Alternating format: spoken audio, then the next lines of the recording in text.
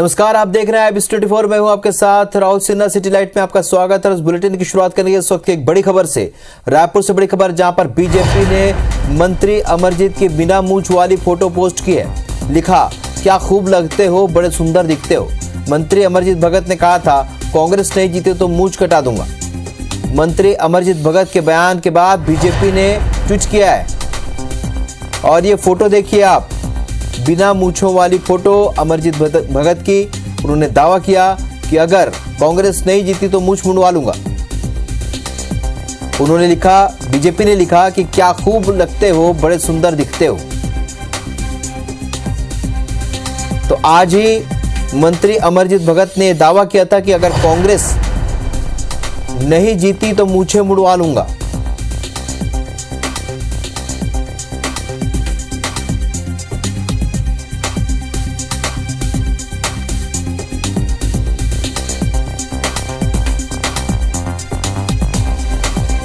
तो ये photo tweet किया है बीजेपी ने और लिखा है, क्या खूब लगते हो, बड़े सुंदर दिखते हो। मंत्री अमरजीत भगत की ये फोटो बिना मूंछ वाली।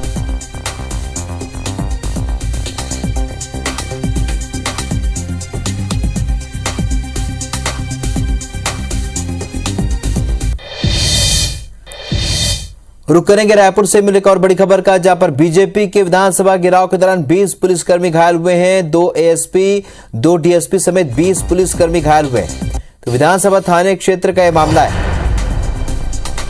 आज बड़ा प्रदर्शन बीजेपी ने किया था। इस दौरान बीजेपी के प्रदर्शन के दौरान 20 पुलिसकर्मी घायल हुए हैं, जिनमें 2 ASP, 2 DSP और 20 पुलिसकर्मी जो घायल हुए हैं। विधानसभा क्षेत्र का यह मामला है। तो आज जोरदार प्रदर्शन किया बीजेपी ने। इस दौरान बैरिकेड्स भी तोड़े, पुलिस ने भी अश्रु गैस का प्रयोग किया, पानी की बौछार की, लेकिन प्रदर्शनकारी नहीं रुके।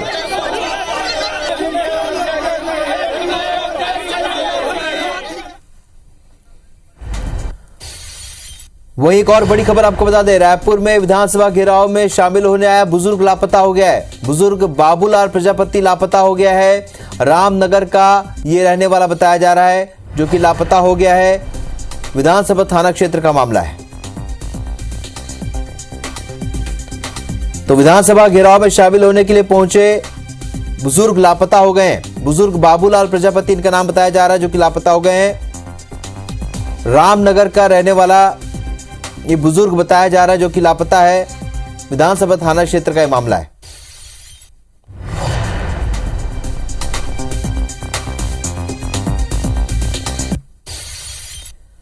तो विधानसभा घेराव से जुड़ी एक और बड़ी खबर, घेराव के दौरान बीजेपी कार्यकर्ताओं को चोट लगी है। बीजेपी के प्रदेश अध्यक्ष अरुण साव अस्पताल पहुंचे हैं उन्हें देखने के लिए, मिलने के लिए। अस्पताल में घायल कार्यकर्ताओं से उन्होंने मुलाकात की है।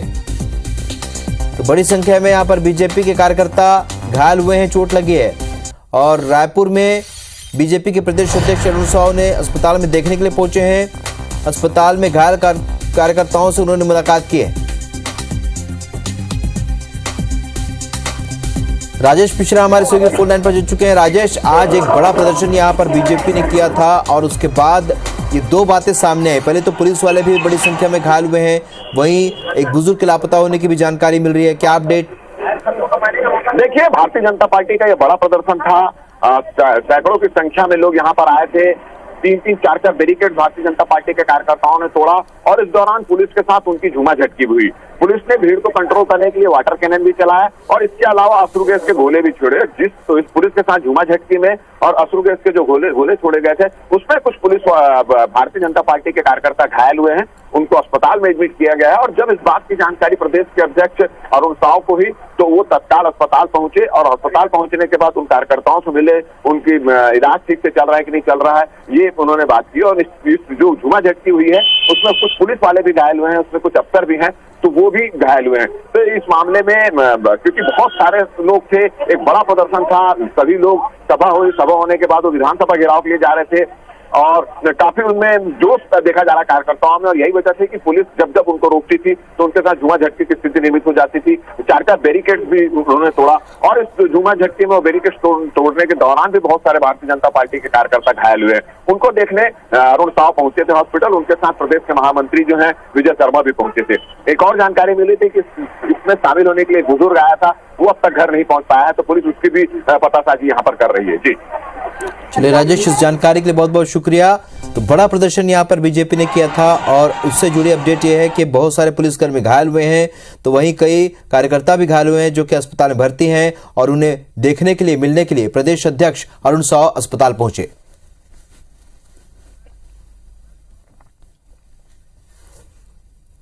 कांग्रेस ने बीजेपी के विधानसभा घेराव कार्यक्रम का वीडियो जारी किया। आरोप लगाते हुए कहा कि बीजेपी कार्यकर्ताओं ने पुलिस के साथ धक्का मुक्की की है, जिसकी वजह से पुलिसकर्मियों को चोट पहुंची है। कांग्रेस ने कहा कि बीजेपी कार्यकर्ता हाथ में लाठी रखे हुए थे। भाजपा कार्यकर्ताओं ने विधानसभा से लगे शहीद उद्यान का फेंसिंग भी तोड़ा है।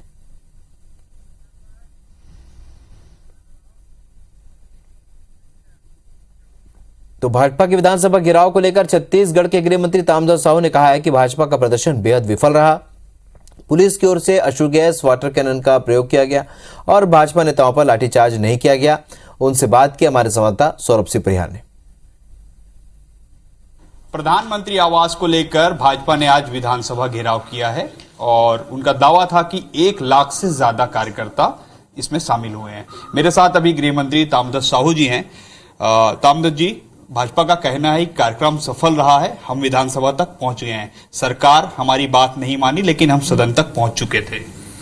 सदन तक पहुंचने का तो प्रश्न ही नहीं पैदा उठता। पीरदा चौक में उन लोगों ने अपनी सभा रखी थी, सभा वहां उन लोगों ने किया है, और इन लोगों ने, इनको समझाइश भी दी गई पुलिस के द्वारा, प्रशासनिक अधिकारियों के द्वारा भी, कि ऐसा ना करें, हो गया आपका सभा वभा, इधर मत बढ़े विधानसभा। लेकिन वो माने नहीं, और बैरिकेड तोड़ते हुए, पुलिस को धक्का मुक्की करते हुए, गिराते हुए आगे बढ़े। लगभग 3-4 बैरिकेड वो लोग तोड़ दिए। तीसरे चौथे बैरिकेड्स के पास उनको रोकने के लिए खाली अश्रु गैस का और वाटर कैनन का प्रयोग किया गया है, और उसके बाद उनको रोक दिया गया है। रोकने के बाद वरिष्ठ लोगों को सुरक्षा के दृष्टिकोण से बस में बिठाकर लगभग 100 लोगों को दूर ले जाया गया है, सुरक्षा के दृष्टिकोण से भी। इसी पे आरोप लगा रही बीजेपी और उनके कार्यकर्ता कि हमारे ऊपर जो है लाठी चार्ज हुआ है। नहीं, लाठी चार्ज जैसी बात तो हुई नहीं है। वहां पे उनको हटाने के लिए ऐसा हटा रहे हैं, वो लाठी चार्ज नहीं हुआ है। सर, गिरफ्तारी कितनी हुई है? गिरफ्तारी नहीं है अभी गिरफ्तारी वगैरह सो नहीं किए हैं, लेकिन वरिष्ठ जनों को सुरक्षित, भीड़ में हैं, कहीं ऐसी भीड़ में गिर गए फिर कहेंगे कि पुलिस ने मारा, तो इसलिए बस में बिठा के लगभग 100 लोगों को, जिसमें अरुण साव जी, बृजमोहन अग्रवाल जी हैं, दूर ले जाया गया है, तो अलग सुरक्षित स्थान पे रखें करके। तो ये थे हमारे साथ गृह मंत्री ताम्रध्वज साहू जी, जिन्होंने बताया कि किस तरीके से ये पूरा आज विरोध प्रदर्शन जो है, घेराव इनका चलता रहा, और उन्होंने कहा है कि 3 से 4 बैरिकेड भी तोड़े गए हैं। लेकिन भाजपा का कहना है कि हमारा कार्यक्रम सफल रहा है। हालांकि गृह मंत्री कह रहे हैं कि उनका कार्यक्रम कोई सफल नहीं रहा है। जो भी जानकारी थी मुख्यमंत्री ने कल सदन में ही दे दी थी। कैमरामैन रोमा शंकर के साथ सौरभ सिंह परिहार, IBC 24 रायपुर। मंत्री ताम्रध्वज साहू के विभागों के लिए सदन में प्रस्तुत 12,915 करोड़ रुपए की अनुदान राशि पारित की। मंत्री साहू ने अनुदान मांगों पर चर्चा में कहा कि प्रदेश के विकास में बेहतर कानून व्यवस्था का महत्वपूर्ण योगदान है। खासतौर पर नक्सल प्रभावित क्षेत्र में बिना सुरक्षा के विकास कार्य करना लगभग नामुमकिन है। इसलिए हमने अभी तक 74 कैंपों की स्थापना नक्सल प्रभावित क्षेत्रों में की है। साथ ही नक्सल प्रभावित क्षेत्रों में मूलभूत सुविधाएं बढ़ाई जा रही हैं। उन्होंने कहा कि पुलिसिंग व्यवस्था में सुधार करने और बेहतर कानून व्यवस्था बनाए रखने के लिए गृह विभाग दृढ़ संकल्पित है। पुलिस विभाग की चर्चा में मंत्री साहू ने कहा कि साइबर अपराधों में लगाम लगाने के लिए प्रदेश के सभी 5 रेंज के मुख्यालयों में साइबर थानों की स्थापना की जाएगी।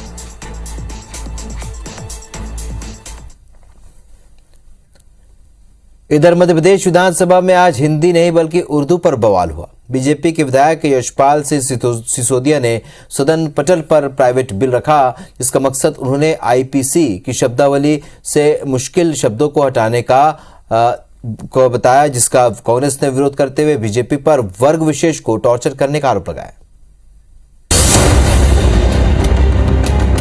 भेजने वालों को भी पता नहीं कि इन शब्दों का अर्थ क्या है, और जो प्राप्त कर रहा है उस प्राप्त करने वालों का भी पता नहीं कि ये शब्द है क्या। उर्दू का कौन सा निर्णय होने वाला है? हिंदी भाषा अपने आप में बहुत समृद्धशाली भाषा है। इनका जो बस चले ये कर देंगे, ये तो संविधान से चलना ही नहीं चाहते ना। कि भाजपा के ये छोटे छोटे चक्षु ये इस तरह का वातावरण बना दे कि शब्द हटाइए उर्दू के। मध्य प्रदेश में अब भाषा की आड़ में सियासी वार पलटवार शुरू हो गया है। बीजेपी विधायक यशपाल सिंह सिसोदिया ने सदन में अशासकीय संकल्प पेश किया और भारतीय दंड संहिता यानी आईपीसी से उर्दू शब्दों को हटाने की बात कही। सिसोदिया के अनुसार आईपीसी के कई शब्द प्रचलन से बाहर हैं और आम लोगों से उसका कोई मतलब नहीं है। उनके अशासकीय संकल्प को मंत्री और भारतीय जनता पार्टी के विधायकों ने समर्थन दिया है। इसमें एक भी ऐसा शब्द नहीं है जो मैं कहीं इधर उधर से लाया हूँ। ये तमाम वे शब्द हैं जो न्यायालयीन प्रक्रिया के अंतर्गत और थानों से जाने वाले सूचना पत्रों के माध्यम से प्रचलन में आते हैं। इनको हिंदी शब्दावली में, हिंदी शब्दकोश में परिवर्तित करने को लेकर के मेरा अशासकीय संकल्प है। इनको 65 वर्ष फुर्सत ही नहीं मिली कि कौन से शब्द, कई निरर्थक शब्द हम देखते हैं हमारी न्याय प्रणाली में जो समझ में नहीं आते आम आदमी को, तो निश्चित रूप से ऐसे शब्दों को हटाया जाना चाहिए। उर्दू का कौन सा निर्णय होने वाला है? इसलिए जो निर्णय और न्यायपालिका व्यवस्था में या सहज लोकचार की भाषा में जो शब्द नहीं है और इन शब्दों की व्याख्या गलत ढंग से करके न्याय प्रक्रिया में भी बदलाव हो जाता है। इसलिए सबको सहजता से, सरलता से न्याय मिले। हिंदी सहज, सरल और माँ की गोद की भाषा है। कांग्रेस विधायकों ने इस पर आपत्ति जाहिर की है और तीखी नोकझोंक के बाद सदन से वॉकआउट कर दिया। कांग्रेस की माने तो उर्दू शब्दों को लेकर ध्रुवीकरण की राजनीति हो रही है। कांग्रेस विधायकों ने वर्ग विशेष को टॉर्चर करने का भी संगीन आरोप लगाया। भाजपा के ये छोटे छोटे चक्षु ये इस तरह का वातावरण बना दे कि शब्द हटाइए उर्दू के। जिस वर्ग को आप कहते हो कि आप समझ रहे हैं, मंदिर मस्जिद में बांट रहे हैं, धर्म मजहब में बांट रहे हैं। इनका जो बस चले ये कर देंगे, ये तो संविधान से चलना ही नहीं चाहते ना। जो संघ से पाठ पढ़ा दिया जाता है वो पढ़ के आते हैं, वही बोल देते हैं। भारतीय दंड संहिता ब्रिटिश काल में 1 जनवरी 1862 को लागू हुई और इसमें समय समय पर संशोधन होते रहे। इसकी शब्दावली और न्यायिक प्रक्रिया की भाषा अक्सर आम लोगों को समझ नहीं आती। बीजेपी विधायक ने इसे सरल करने की मांग उठाई है, लेकिन टाइमिंग के कारण इसे चुनावी चश्मे और मजहबी नजरिए से देखा जा रहा है। Bureau report, IBC 24। आरक्षण के मामले में बिलासपुर हाईकोर्ट का आदेश आ गया है। छत्तीसगढ़ के राज्यपाल सचिवालय को हाईकोर्ट ने राज्य के जातिगत आरक्षण मामले में नोटिस जारी किया था, जिसके बाद राज्यपाल सचिवालय ने नोटिस रोकने की मांग करते हुए रिकॉल याचिका लगाई थी। इस पर कोर्ट ने सुनवाई के बाद फैसला सुरक्षित रख लिया था। अब कोर्ट ने इस मामले में निर्देश जारी करते हुए अपने दिए जाने वाले नोटिस पर रोक बरकरार रखने के साथ ही माना कि राज्यपाल सचिवालय को कोर्ट नोटिस जारी नहीं कर सकता। जातिगत आरक्षण बिल राजभवन में रोके जाने के मामले को लेकर राज्य सरकार की याचिका पर हाईकोर्ट में अगले हफ्ते सुनवाई की जाएगी। याचिका कोर्ट में चलने लायक है या नहीं, इसकी स्वीकार्यता पर अगले हफ्ते सुनवाई होगी। हाईकोर्ट ने राज्यपाल के विधेयक रोकने के मामले में लगी याचिका पर सभी पक्षों को सुनने के बाद फैसला सुरक्षित रख लिया था और अब याचिका चलने योग्य है या नहीं, इसकी स्वीकार्यता पर कोर्ट 1 हफ्ते बाद सुनवाई करेगा।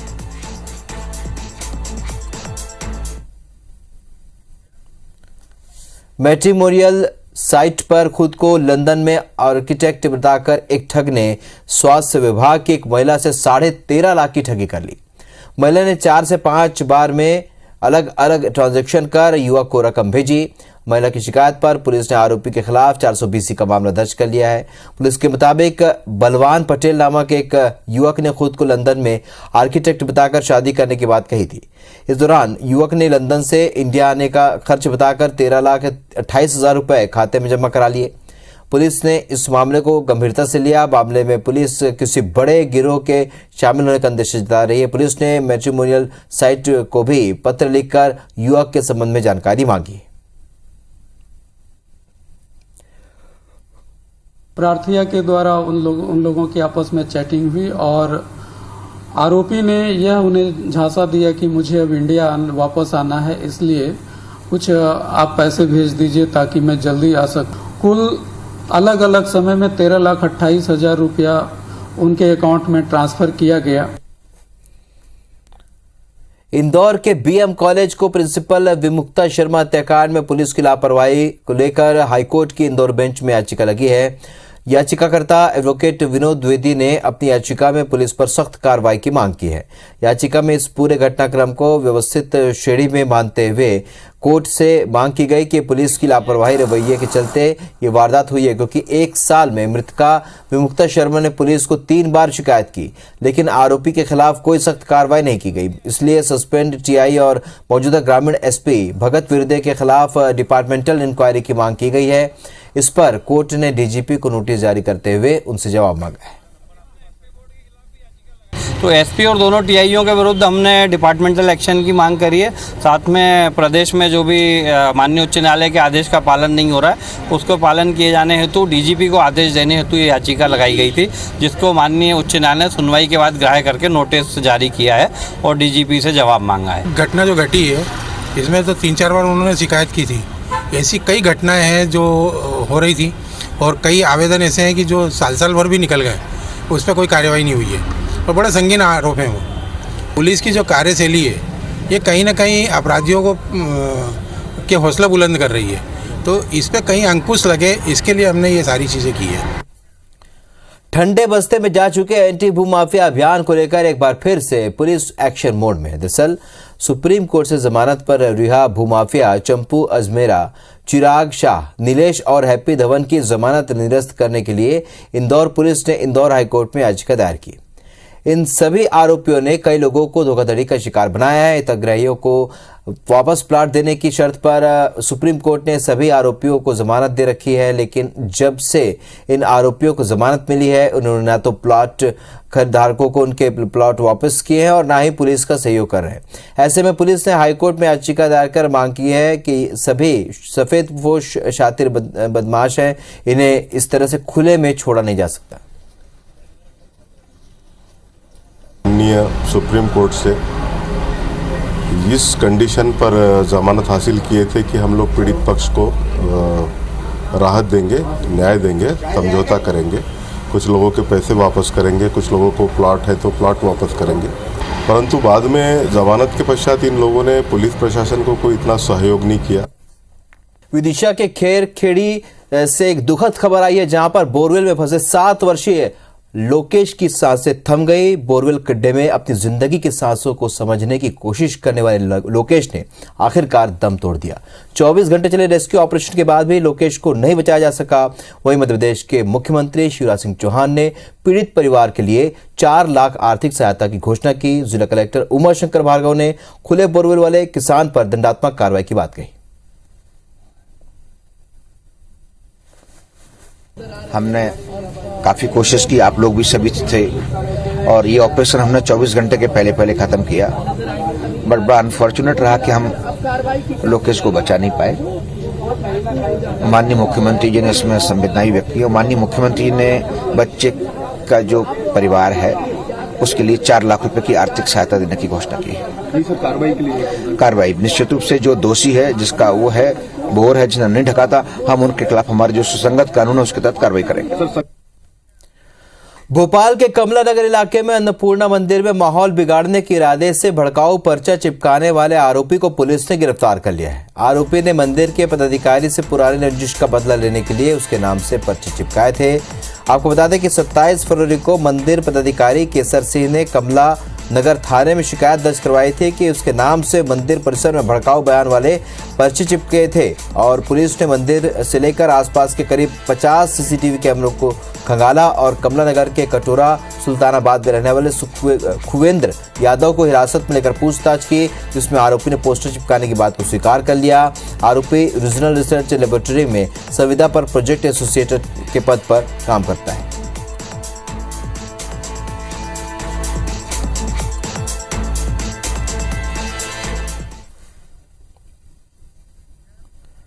जगदलपुर में पार्क नशे के अड्डे बनते जा रहे हैं। वीरान पड़े पार्कों में टूटी हुई टाइल्स और कूड़ेदान खुद कचरा बन चुके हैं। रखरखाव की कमी और अनदेखी से पार्क उजड़ चुके हैं। वहीं आरोप लगाया गया कि अमृत मिशन योजना से करीब 3.5 करोड़ की लागत से इन पार्कों को संवारने में खर्च किए गए थे, लेकिन ये खर्च केवल कागजों में हुए, बाकी पैसे दबा लिए गए। वहीं निगम आयुक्त ने पार्क में हुई टूट फूट के लिए असामाजिक तत्वों को जिम्मेदार बताया है।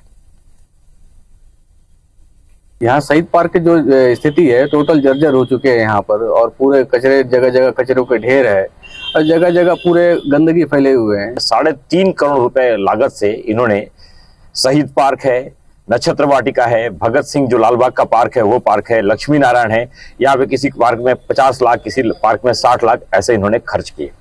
खर्च तो वास्तव में कागजों पे हुए, वहां पे दिखाने के लिए 10-20 लाख के काम हुए, और बाकी 3.5 करोड़ रुपए में 3 करोड़ रुपए इन लोगों ने बचा लिया। अभी लाखों में मतलब कहना चाहिए कम से कम 50 लाख के तक की राशि स्वीकृत की गई है शहीद पार्क के लिए, जो उसमें हम लोग सौंदर्यीकरण से लेकर जो उसका उन्नयन कार्य उसको कर सके। बीच बीच में कुछ शरारती तत्व सार्वजनिक संपत्ति को नुकसान पहुंचाते हैं और ऐसी स्थिति निर्मित हुई है। जो भी वहां पर टूट फूट हुई है उसको निगम द्वारा तत्काल मरम्मत कराया जाएगा और ठीक कराया जाएगा। भिलाई के कुम्हारी फ्लाईओवर को पूरा होने से 6 महीने का वक्त और बचा है। 33 करोड़ की लागत से बन रहे इस फ्लाईओवर में तकनीकी खामियां सामने आई हैं। केंद्रीय मंत्रालय से आई टीम ने इसको देखा और इसके बाद एक रिपोर्ट बनाई थी। दुर्ग कलेक्टर पुष्पेंद्र मीणा ने बताया कि फ्लाईओवर के बीचों बीच लगे स्पान को दोबारा रिपेयर किया जाएगा या फिर दोबारा बनाया जा सकता है। अब निर्माण एजेंसी को तय करना है कि वो इसे किस तरीके से ठीक कर पाएगी। बता दें कि इस अधूरे फ्लाईओवर में कुछ महीने पहले 2 बड़ी घटनाएं हुई थी, जिसमें एक बाइक सवार दंपति की मौत हो गई थी और दूसरी घटना में कार चालक गंभीर रूप से घायल हो गए थे और घटना के बाद से ही फ्लाईओवर का काम रोक दिया गया। मंत्रालय से डिसीजन यह है कि या तो आप उसको रिपेयर कीजिए या फिर इसको वापस से बनाइए। रिपेयर के लिए मैंने उनको पिछले सप्ताह 7 दिन का समय दिया था, तो लगभग बुधवार या गुरुवार तक वो लोग बता देंगे कि रिपेयर कर पाएंगे नहीं कर पाएंगे। यदि रिपेयर कर लेते हैं तो 1.5 महीने में हम कुमारी फ्लाईओवर को दोनों जगह से, दोनों जो उसके लेफ्ट और राइट जो स्पैन है उनको हम चालू कर पाएंगे। आय से अधिक संपत्ति के मामले में देवास के खनिज अधिकारी मोहन कुमार खतेड़िया पर लोकायुक्त पुलिस को शिकंजा कसता जा रहा है। लोकायुक्त पुलिस ने खतेड़िया के केनरा बैंक में स्थित लॉकर खोले, जिसमें 1 लाख रुपए के सोने चांदी के जेवरात मिले हैं। आपको बता दें कि मंगलवार को लोकायुक्त पुलिस ने खतेड़िया के आवास पर छापा मारा था। कार्रवाई में अब तक 5 करोड़ की संपत्ति का खुलासा हो चुका है। लोकायुक्त को खतेड़िया के इंदौर के आसपास कृषि भूमि, व्यावसायिक भूमि, दुकानें और दूसरी प्रॉपर्टी की जानकारी भी लगी है। वहीं परिवार से संबंधित लोगों के नाम पर भी प्रॉपर्टी को लेकर लोकायुक्त पुलिस जांच कर रही है। पश्चिमी विक्षोभ और राजस्थान के ऊपर बने प्रेरित चक्रवात का असर मध्य प्रदेश के मौसम में देखने को मिल रहा है। इस वेदर सिस्टम के कारण प्रदेश के कई हिस्सों में बारिश होने की संभावना मौसम विभाग ने जताई है। खासतौर पर प्रदेश के दक्षिणी पूर्वी और उत्तरी हिस्सों में गरज चमक के साथ बारिश हो सकती है। इंदौर, नर्मदापुरम, चंबल संभाग के जिलों में बारिश का येलो अलर्ट जारी किया गया है। पश्चिमी विक्षोभ और राजस्थान के ऊपर बने चक्रवात का असर मध्य प्रदेश के मौसम पर साफ तौर से देखने को मिल रहा है। मौसम विभाग ने प्रदेश के कई जिलों में बारिश होने की संभावना को जताते हुए येलो अलर्ट भी जारी किया है। राजधानी भोपाल में भी आज शाम से ही मौसम में बदलाव देखने को मिल रहा है। साथ ही शहर के कई इलाकों में तेज हवाओं के साथ बूंदाबांदी भी दर्ज की गई है। मौसम विभाग के मुताबिक अगले कुछ दिनों तक प्रदेश में इसी तरीके का मौसम रहेगा। खासतौर पर अगर हम बात करें तो प्रदेश के उत्तर, दक्षिण और दक्षिण पूर्वी हिस्सों में बारिश की स्थिति बनी रहेगी। इस दौरान ओले गिरने के भी आसार जताए जा रहे हैं।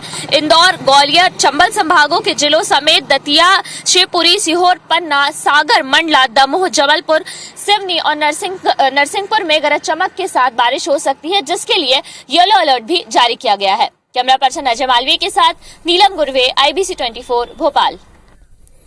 इंदौर पुलिस में पदस्थ 2 पुलिस जवान, जिनमें डांसिंग कॉप रंजीत सिंह और बच्चों को फ्री स्कूल एजुकेशन देने वाले संजय सांवले, तकरीबन बस्ती के बच्चों को हाईकोर्ट के पास एक रेस्टोरेंट में खाना खिलाने पहुंचे और महू नाका के नजदीक बस्ती में रहने वाले ये बच्चे अपनी रोजमर्रा की जिंदगी में कई समस्याएं झेलते हैं। पिछले 7 सालों से पुलिस विभाग में पदस्थ संजय सांवले और रंजीत सिंह इनके लिए मुफ्त एजुकेशन और जरूरतों को पूरा करने की कोशिश करते हैं। लंबे समय से बच्चे एक अच्छे रेस्टोरेंट में खाना खाने की इच्छा जाहिर कर रहे थे, इसलिए दोनों पुलिसकर्मी बच्चों को लेकर रेस्टोरेंट पहुंचे, जहां का जायजा लिया संवाददाता रवि हेमराज सिसोदिया ने। साफ तौर पर कहा गया है देशभक्ति और जनसेवा। जब देशभक्ति पुलिसकर्मी सड़क पर करते हुए नजर आते हैं तो काफ़ी वाहवाहियाँ और ताली बजती है, और वैसे ही जनसेवा यानी कि गरीब बस्ती में बच्चों को होटल तक लाना और उन्हें व्यंजन पकवानों का लुत्फ उठवाना, ऐसा ही कुछ काम इंदौर पुलिस विभाग के 2 पुलिसकर्मी, जिसमें एक रंजीत सिंह जिन्हें आप डांसिंग कॉप के नाम से जानते हैं, तो दूसरे संजय सावरे हैं, जो कि काफ़ी लंबे समय से गरीब बस्ती के बच्चों को मुफ्त में शिक्षा देते हैं। आज आप दोनों भाई आए हैं यहाँ पर, किस तरीके का ये आयोजन रहा है, कहाँ के बच्चे हैं? ये बच्चे लालबाग बस्ती के हैं, जो संजय सावरे हमारे दोस्त हैं।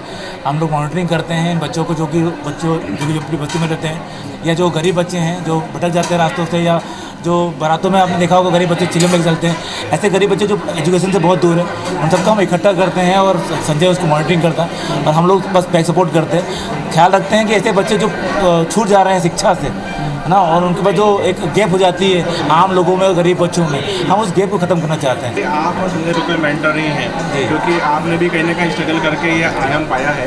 ऐसे में इन पढ़ाई में काफ़ी अच्छे हैं, और जब अच्छे मार्क्स लाते होंगे तो आपसे ट्रीट की डिमांड करते होंगे। ये डिमांड होती है, और वो जब भी ट्रीट की डिमांड होती है वो सीधे बाजार पहुंच जाते हैं। वो हर बार जब भी ऐसा ही, लास्ट टाइम ऐसा हुआ था कि बच्चे जो थे उनने एक ए ग्रेड में पास हुए थे, तो रंजीत भैया ने बिना देर करे हुए उसको अपने खुद के उससे वहाँ पर बाजार में ले जाकर उसको लहंगा दिलाया, और उसके बाद बच्चों का मन जो होता है वो इतना पढ़ाई में बढ़ जाता है, क्योंकि बच्चों को एक किसी न किसी प्रकार का एक उत्साह बढ़ाने के लिए प्रोत्साहन मिलता है। हम हमेशा देखते हैं कि इस तरीके के बच्चे जो हैं अपनी निजी ज़िंदगी में इनको छोटी छोटी चीज़ों से काफ़ी फाइट करना पड़ती है, और ऐसे में इंदौर पुलिस विभाग के 2 जवान हैं जो कि इनकी छोटी छोटी जिम्मेदारियां उठाते हैं, और ना कि जिम्मेदारियां उठा रहे हैं बल्कि इनको पढ़ाने के लिए भी आगे हाथ बढ़ा रहे हैं। कैमरा पर्सन अखिलेश जायसवाल के साथ रवि हिमरा सिसोदिया, इंदौर। मोर आवास मोर अधिकार आंदोलन के तहत भाजपा ने आज विधानसभा का घेराव की कोशिश करते हुए पुलिस के लगाए गए 3 बैरिकेड्स तोड़ दिए और विधानसभा चौक तक पहुंच गए। इस दौरान उनकी कई बार पुलिस के साथ झुमाझटकी हुई। भीड़ को कंट्रोल करने के लिए पुलिस को आंसू गैस और वाटर कैनन का इस्तेमाल भी करना पड़ा। झुमाझटकी के दौरान भाजपा के कई कार्यकर्ताओं और पुलिस वालों को भी चोटें आई। पुलिस ने भाजपा के बृजमोहन अग्रवाल, अरुण साव, नारायण चंदेल समेत कई बड़े नेताओं को हिरासत में ले लिया। साथ ही सैकड़ों की संख्या में पार्टी कार्यकर्ताओं को भी हिरासत में लिया और बाद में सभी को छोड़ दिया गया। विधानसभा घेराव के पहले पिरदा चौक में भाजपा के वरिष्ठ नेताओं की एक सभा हुई, जिसे झारखंड के पूर्व मुख्यमंत्री रघुवर दास, प्रदेश प्रभारी ओम माथुर, पूर्व मुख्यमंत्री रमन सिंह, प्रदेश अध्यक्ष अरुण साव और नेता प्रतिपक्ष नारायण चंदेल ने संबोधित किया। रघुवर दास ने कहा कि मैं नवंबर तक किसी को चैन से नहीं बैठने दूंगा। भारतीय जनता पार्टी बार बार कह रही है कि इस बार के विधानसभा चुनाव में पूरी ताकत के साथ वो मैदान में उतरेगी। विधानसभा घेराव का जो कार्यक्रम रखा गया उसमें बीजेपी ने उसकी एक झलक दिखलाई है। बीजेपी पीछे हटने वाले नहीं है, बीजेपी आगे बढ़ेगी और ये सरकार की उल्टी गिनती शुरू हो गई है। 2023 का आगाज है। सरकार ने कायराना हरकत की है। 16 लाख प्रधानमंत्री आवास को लेकर जो हितग्राही कार्यकर्ता इकट्ठे हुए, उसके बाद आंसू गैस छोड़े, ये सरकार की कायराना हरकत है। लेकिन आपने आंसू गैस के गोले और डंडे चला करके निहत्थे कार्यकर्ताओं के ऊपर जो आपने हमला किया है, ये भारतीय जनता पार्टी कार्यकर्ता बर्दाश्त नहीं करेगा। ये लड़ाई हमारी जारी है, जारी रहेगी। जो अधिकार है, गरीबों के जो अधिकार है, जो आवास है, जिनका निवास है, उनका जो छत है, जिसको अधिकार भारतीय जनता पार्टी निकला है, निजी तौर पर लेके रहेंगे और जो निकम्मी भविष्य सरकार है उसको उखाड़ फेंकेंगे। गरीब विरोधी है, ये तानाशाही वाली सरकार है। इस सरकार ने गिरफ्तारी की है गरीबों के हक के लड़ने पर। ये सरकार ने देख लिया है कि आज 1 लाख से ज्यादा जनता सड़कों पर है अपने अधिकारों के लिए। ये इस सरकार को उखाड़ कर फेंक देगी। हम जेल से जाने वाले नहीं है। भूपेश तेरी जेल कचहरी देखी है और देखेंगे। ये आंदोलन कहाँ तक जाएगा? ये आंदोलन इस सरकार को उखाड़ कर नहीं फेंक देंगे, तब तक ये आंदोलन होता रहेगा।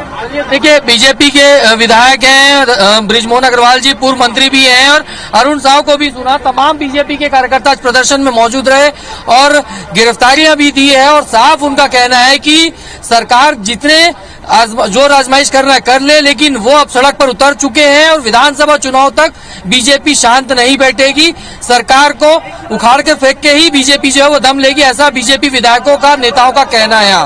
कैमरामैन किशोर के साथ स्टार जैन, IBC 24 रायपुर।